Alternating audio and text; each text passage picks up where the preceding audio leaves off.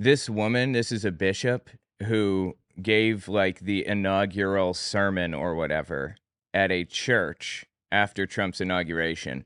And she took the opportunity to ask Trump for mercy on LGBT people and immigrants and things. And he did not like it. Wait, where is it? Why is it muted? There it is. Let me make one final plea, Mr. President. Millions have put their trust in you. And as you told the nation yesterday, you have felt the providential hand of a loving God. In the name of our God, I ask you to have mercy upon the people in our country who are scared now. This is a message that Jesus would have preached. Have mercy on the weak, the downtrodden, the scared, the hurt, the poor. This is the type of shit Jesus would say. There are gay, lesbian, and transgender children in Democratic, Republican, and independent families. Some who fear for their lives. Like Ted Cruz's daughter. She's LGBT. And if you've ever noticed, Ted Cruz never says anything negative about the LGBT community. That's interesting, right? Because his daughter is LGBT. So there are Republican, Democrat, and independent, as she said. And the people who pick our crops and clean our office buildings, who labor in poultry farms. Oh, I think he's just realized. You see his eyes go down just now? I don't think he's too happy about this. And meatpacking plants, who wash the dishes after we eat in restaurants and work the night shifts in hospitals. They may not be citizens or have the proper documentation, but the vast majority of immigrants are not criminals. They pay taxes and are good neighbors. They are faithful members of our churches and mosques, synagogues, wadara, and temples. Not familiar with Gudara. I've never heard that word before. That's interesting. I ask you to have mercy, Mr. President, on those in our communities whose children fear that their parents will be taken away, and that you help those who are fleeing war zones and persecution in their own lands to find compassion and welcome here. So accept the downtrodden and the poor, like the Statue of Liberty says, and like Jesus said. Our God teaches us that we are to be merciful to the stranger, for we were all once strangers in this land. So yeah, she said all of that, and Donald Trump did not like it. Oh my God.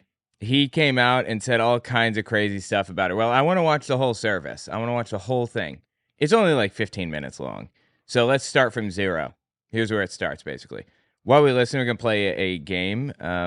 Should just be in the background. Won't bother you too much if you never played before. Hearts be acceptable in your sight, O God, for you are our strength and our Redeemer. Amen. Please be seated. Again, my warm welcome to all who have gathered in this house of prayer, for all people, and for those who are joining us via live stream. As a country, we have gathered this morning to pray for unity as a people and a nation. Not for agreement, political or otherwise, but for the kind of unity that fosters community across diversity and division. That's not going to happen. Fostering unity across community and division. It's not going to happen. I just finished writing a book titled Was Hitler an Atheist? It talks about religions during the Third Reich and how they worked together. Catholics, Jehovah's Witnesses, and Protestants. And I even address the lies told by the evangelical world about Bonhoeffer. It's on Audible and Amazon. Okay, let's continue. Hitler identified as the unity candidate. He called himself the unity candidate back in the day. He very clearly was not the unity candidate, right? You know, people use that word because they know that it sounds appealing. They want everybody to be on their side. So they're going to claim that they are the ones that can do it. Bring everybody to their side. That's not how it works. You know, Joe Biden had a chance of bringing everybody together. And in fact, I think he did bring a lot of people together in the sense that, like, he did things that everybody would like. But MAGA nutcases demonized him into the ground. And he's like one of the most hated people ever now. He wasn't that bad, the way that he governed. Really, he wasn't. He was not that bad. Anyway, Hitler had zero chance of being a unity candidate. He was dividing people. He was splitting them up. That was like his whole bit. And Trump has no chance of being the unity candidate either, or the unity president or whatever. No chance of it. It's not happening. That's not who he is. That's not what he stands for. He can say it all he wants, but that's not what it's about. A unity that serves the common good. Unity in this sense is a threshold requirement for people to live in freedom and together in a free society. It is the solid rock, as Jesus said in this. That's interesting. This unity is required for people to be free and safe, huh? Case upon which to build a nation. It is not conformity. It is not victory. It is not polite weariness or passivity born of exhaustion. Unity is not partisan. Rather, unity is a way of being with one another, that it encompasses and respects our differences, that teaches us to hold multiple perspectives and life experiences as valid and worthy of respect, that enables us in our communities and in the halls of power to genuinely care for one another, even when we disagree. Those across our country who dedicate their lives or who volunteer to help others in times of natural disaster, often at great risk to themselves, never ask those they are helping for whom they voted in a past election or what positions they hold on a particular issue. And we are at our best when we follow their example. For unity at times is sacrificial in the way that love is sacrificial, a giving of ourselves for the sake of another. In his Sermon on the Mount, Jesus of Nazareth exhorts us to love not only our neighbors, but to love our enemies. God, imagine writing this sermon. The message that she's delivering in this sermon is love your enemies, care for the poor and the needy, and the strangers and everything else. A solid biblical message that any pastor would deliver. But now, of all times, oh my God, dude. Really, like, I'm going to say it again. The twig and berries on this individual are immeasurable. That is nuts. I don't know if, you guys remember, who is it? Ruby Freeman? She's a woman she's just like an election worker, just a normal election worker. Hands her daughter a ginger mint, and Donald Trump spreads this video around of her handing her a ginger mint, claims that it's a USB drive, and they're using it to, like, tamper with the voting machines or whatever. Her life was turned upside down. The FBI starts working with her to protect her. She had to move and all kinds of shit. It was crazy. That's what this woman is facing, and she must know that. That is nuts.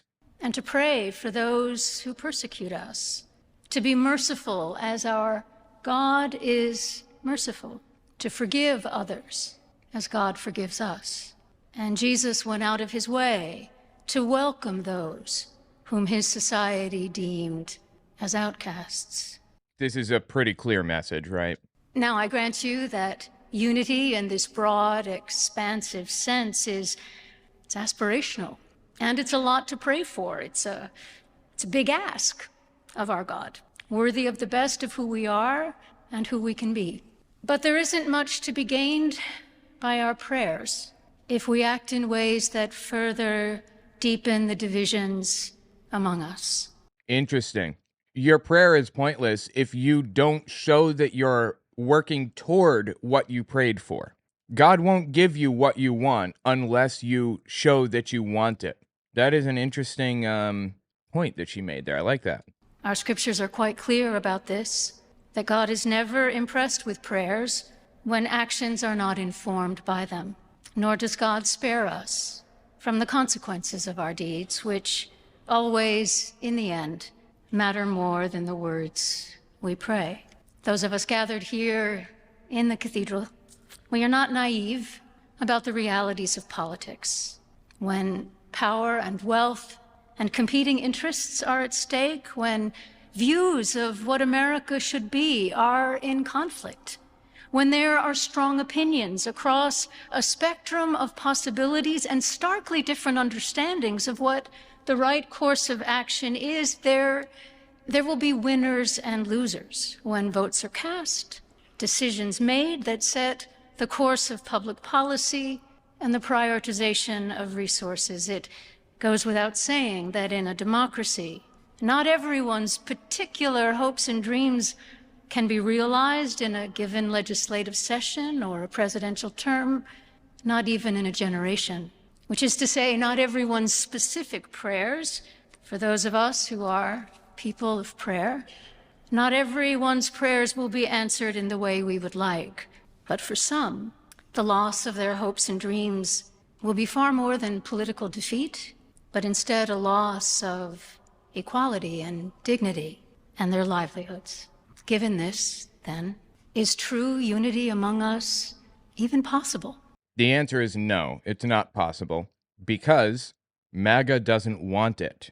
They can talk about unity until they're blue in the face, but what they mean when they say unity is you seeing the light on my literal Messiah. What they mean is you worshiping the same God I do, Donald Trump, or Yahweh, or whatever. If you are anointed by Yahweh for a specific plan and purpose, you are a Messiah.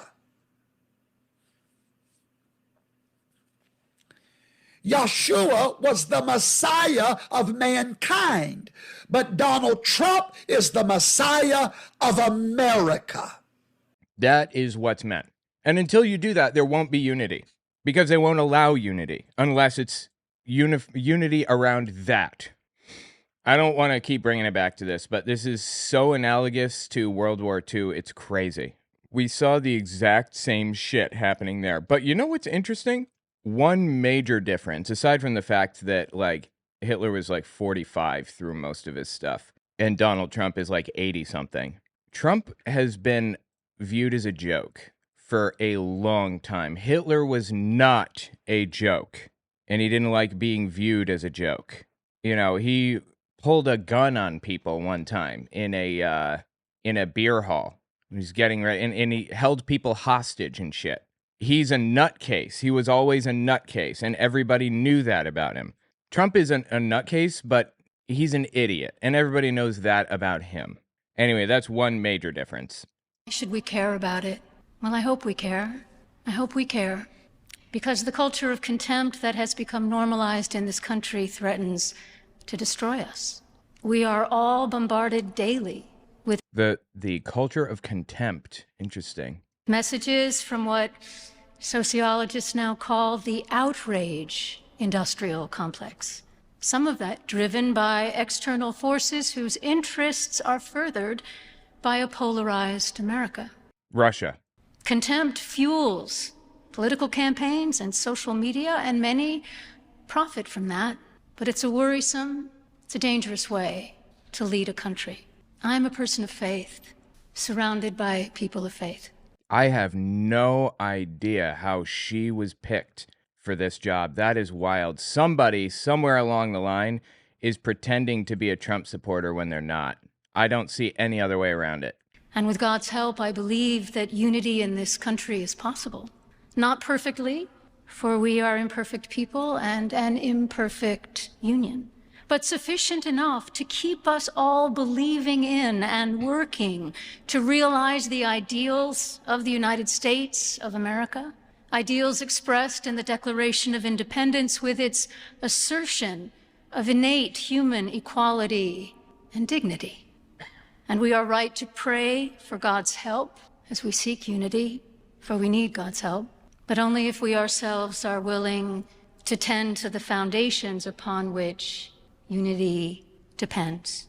Like Jesus' analogy of building a house of faith on the rock of his teachings as opposed to building a house on sand.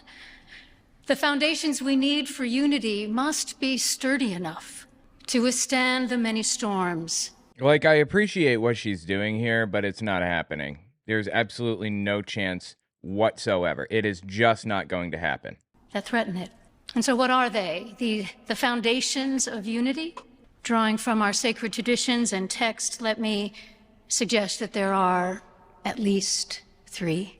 What is this this denomination? I've never seen somebody outside of Catholicism like dressed so what's the word? They're very like flowery and I don't even know the word, but you get what I'm saying. Very professional and dressed up. I guess Anglican does it, but we don't really have many Anglican churches in the US. Episcopal does it sometimes, I think. What is this? Who is this woman? Episcopal. Okay, yeah, it's an Episcopal church, and she's a bishop. Interesting. Wow. I guess I was right. It was Episcopal. The first foundation for unity is honoring the inherent dignity of every human being, I wonder why they went with Episcopal. I thought he said he was Presbyterian. which is, as all the faiths represented here affirm, the birthright of all people as children of our one God.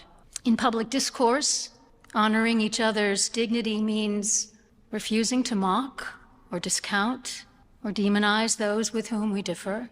Oh my God, dude. I can't believe she's saying this shit to Trump's face. Choosing instead to respectfully debate our differences, and whenever possible, to seek common ground. And if common ground is not possible, dignity demands that we remain true to our convictions without contempt for those who hold convictions of their own.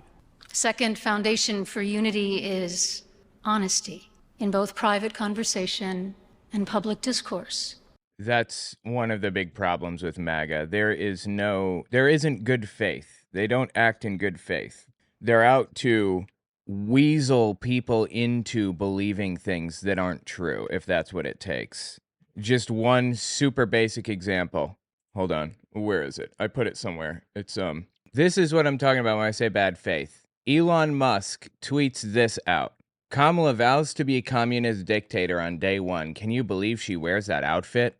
And it's an AI generated image of her right here. This is the AI generated image wearing like a red outfit with a hammer and sickle and everything, like a Joseph Stalin style outfit. This is bad faith. There's nothing good or acceptable about this. This does not create unity.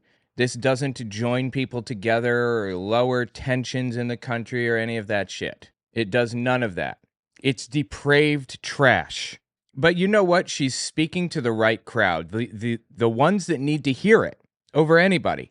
If we're not willing to be honest, there's no use in praying for unity because our actions work against the prayers themselves. We might, for a time, experience a false sense of unity among some, but not the sturdier, broader unity that we need to address the challenges that we face. I appreciate that. She is awesome. I love this woman. Now, to be fair, we don't always know where the truth lies. And there's a lot working against the truth now. But when we do know... Like for example, like Elon Musk posting that picture on the twit of Kamala Harris in that outfit. What percentage of people believed that was real? I hear you thinking. Like none, right?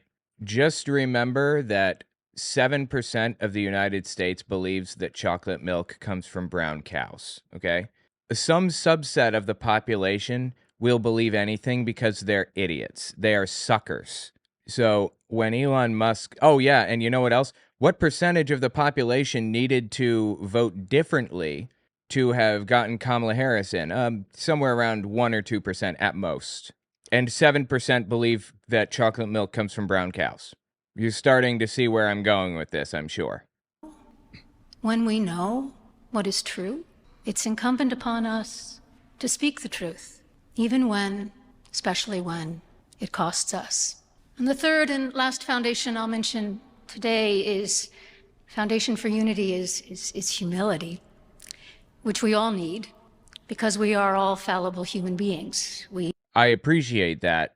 I appreciate she's saying this to Trump because this is the exact message that he needs to hear. Trump doesn't have humility. Does he even know that word? Has he ever heard it before? I'd bet money that somebody took his tests for him. Is he familiar with what that word means? We make mistakes. He probably thinks that it's somehow connected to humiliation instead of being humble. Because we are all fallible human beings. We make mistakes. We say and do things that we later regret. We have our blind spots and our biases, and perhaps we are most dangerous to ourselves and others when we are persuaded without a doubt that we are absolutely right and someone else is absolutely wrong. Yeah, I'm always super careful about thinking I'm right. When should I start questioning the things that I believe? And generally speaking, I always question my thought process. I always question if I'm right about everything. But I see things like Elon Musk tweeting out pictures of Kamala Harris wearing a dictator's outfit. And that's when it's reaffirmed for me. That's when I realize that I'm doing the right thing. When I see people like Elon Musk doing things so depraved as that, so twisted and whacked out as that, I would never do those things. Never. That is about as dirty as it gets, to straight up lie to people like that, to throw up a Nazi salute. I know with confidence that being a Nazi is bad. I can say that with 110% confidence. No question. Now, which group, Republicans or Democrats, are parading around doing Nazi salutes? That's how I come to my conclusions. Because then we are just a few steps from labeling ourselves as the good people versus the bad people. She's drawing out an important point here, that good versus bad, good versus evil, black and white thinking is toxic and damaging to society and shouldn't be viewed that way. And the reason that we're in this situation right now is because Trump nutcases like Elon spread this good versus bad, black and white mindset. Now we're kind of trapped in this scenario where we have no choice but to feed into this good versus bad, black versus white mentality. We have no choice because that's the environment that we now live in. And I'm just now realizing that I forgot to grab something that I meant to grab in this game, so I have to go all the way back. Damn, that sucks. And the truth is that we're all people. We're both capable of good and bad. Alexander Solzhenitsyn once astutely observed that the line separating good and evil passes not through states, not between classes, nor between political parties, but right through every human heart, through all human hearts. And the more we realize this, the more room we have within ourselves for humility and openness to one another across our differences, because in fact we are more like one another than we realize, and we need each other. Unity is relatively easy to pray for on occasions of great solemnity. It's a lot harder to realize when we're dealing with real differences in our private lives and in the public arena. But without unity, we're building our nation's house on sand. What an interesting sermon she's giving here. I can definitely appreciate this. When we realize shit's gone sideways, it's easy to pray for unity. It's easy to recognize that we need it then. We need to recognize that we need it other times too. I think that's a valuable thing for her to have said, because Trump supporters think everything's great. They think everything is perfect. It's good.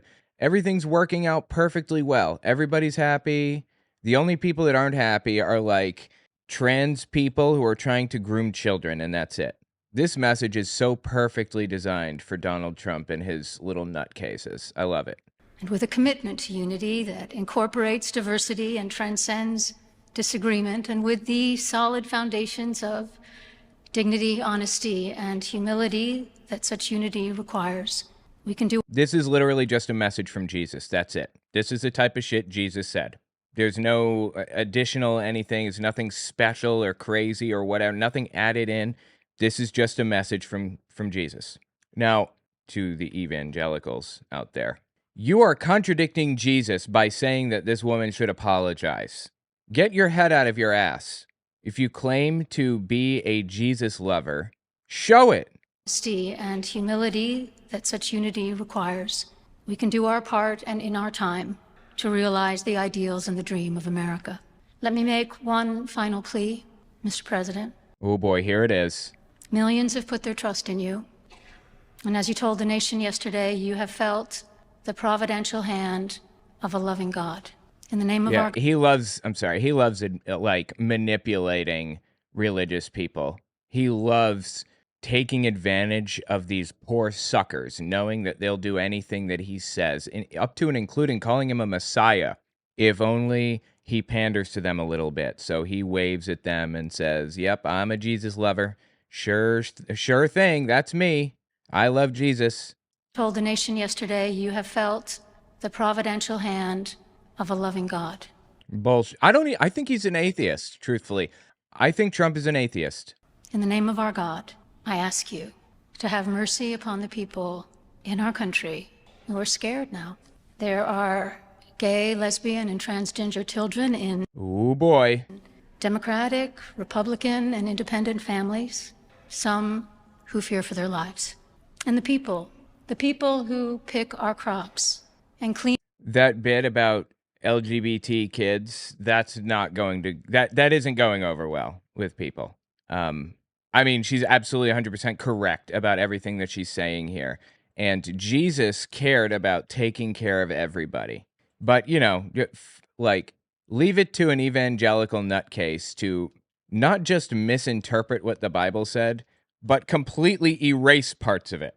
I did a bunch of research on Germany, the religious state of Germany in the 30s, like how Hitler interacted with the religious groups, the various religions, like the Protestant Church, the Catholic Church, and Jehovah's Witnesses and other religious groups. Hitler didn't really break any laws to take power. Not really. I mean, a little. He stretched them completely out of proportion, but he didn't totally violate everything. He came up with legal justifications for pretty much everything that he did and used democracy to destroy itself. And B, the religious groups, the Protestant church in the region at the time, the Lutherans is what they were mostly, they reinterpreted the Bible to be something that fit more cleanly with their racist Aryan kind of perspective on society.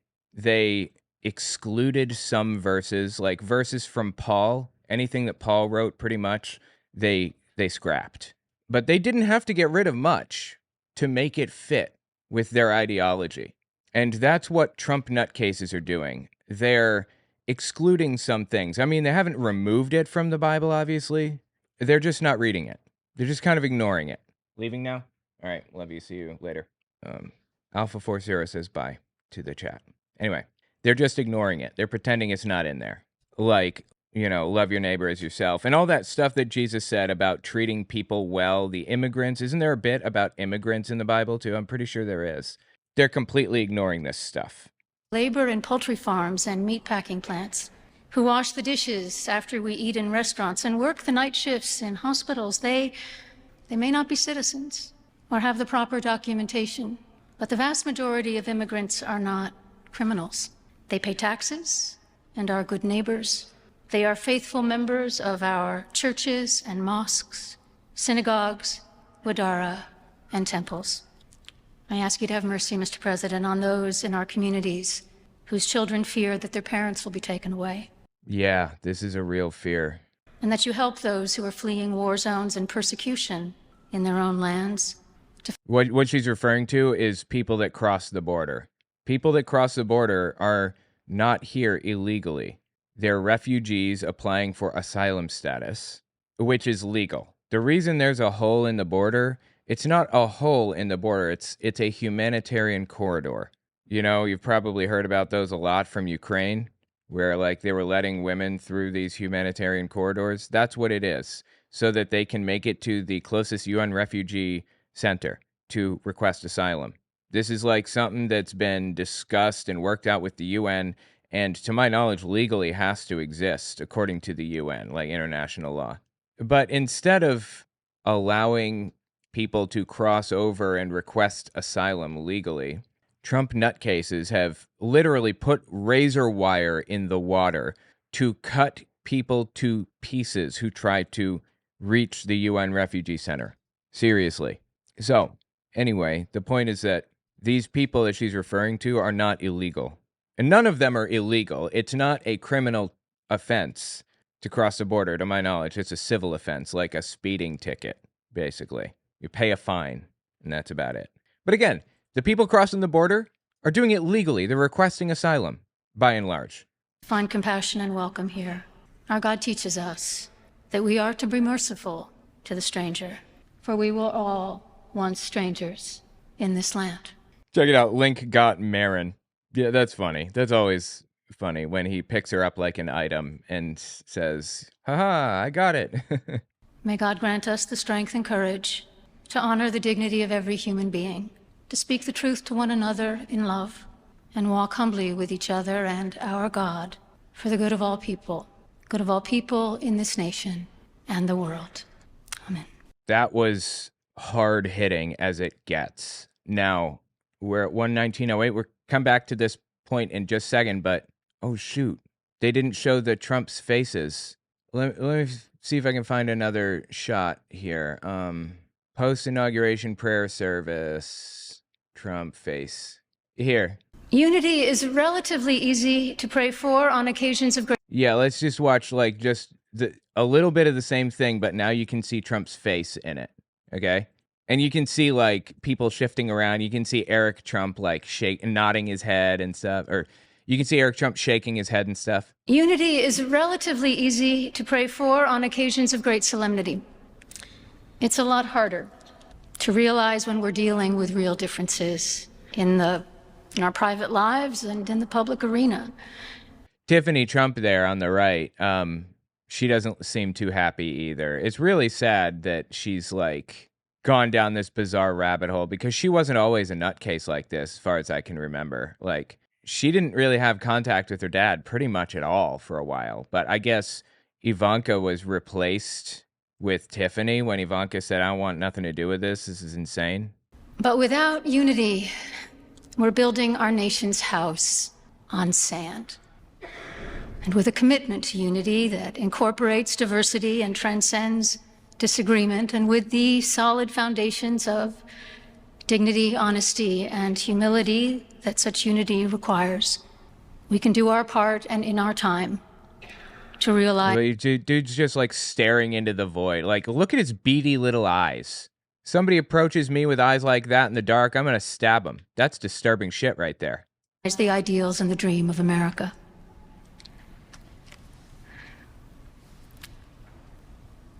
Let me make one final plea, Mr. President.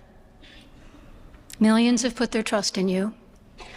And as you told the nation yesterday, you have felt the providential hand of a loving God. This is where it starts to get real. In the name of our God, I ask you to have mercy upon the people in our country who are scared now. There are gay, lesbian, and transgender children in Democratic, Republican, and independent families. Look at this stupid looking face that Tiffany has right now. Just vacant, empty. Is there anything behind those eyes other than air? And Eric Trump, same vacant look. Just, you know? Some who fear for their lives. And the people. And Don Jr., he doesn't have a vacant look. He has a coked out look behind his eyes, in my opinion. The people who pick our crops and clean our office buildings, who labor in poultry farms and meatpacking plants, who wash the dishes after we eat in restaurants and work the night shifts in hospitals, they may not be citizens or have the proper Yeah, he is now fidgeting, looking around. He's got a frown on his face. Documentation.